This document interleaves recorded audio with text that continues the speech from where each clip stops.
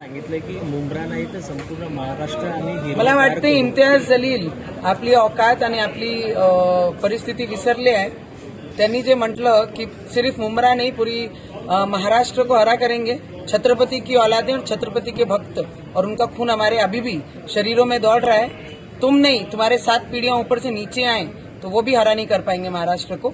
इतना एवढा मानसिकतेचे जे पद्धत आहे, मला वाटते की इम्तियाज जलीलला तमीज हा विसरलेला आहे.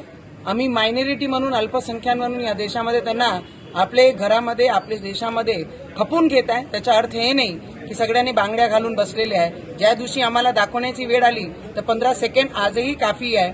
तुमच्या स्वप्नातील हिरवं करणं हा पूर्ण होणार नाही. आणि असे लोकांना ज्यांना तमीज विसरलेले आहे, जे बायांबद्दल जेही बोलतात, पत्रकार परिषद घेऊन पूर्ण महाराष्ट्राला धमकी देऊन राहिल्या की ज्या छत्रपती शिवाजी महाराजांचा महाराष्ट्र आहे त्या पूर्ण महाराष्ट्राला आपण हिरवा करू.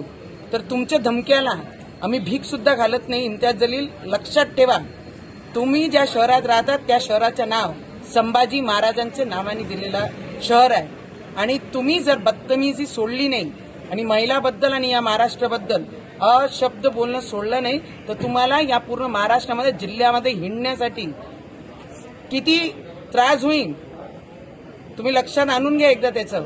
जर एक ही जगह तुम जिले में घूम पाए, मेरा नाम भी नवनीत राणा नहीं, तमीज में रहकर अपने काम करो और जहां पे हैं वहां पर अपनी औकात में रहो. त्यांनी असं म्हटलंय की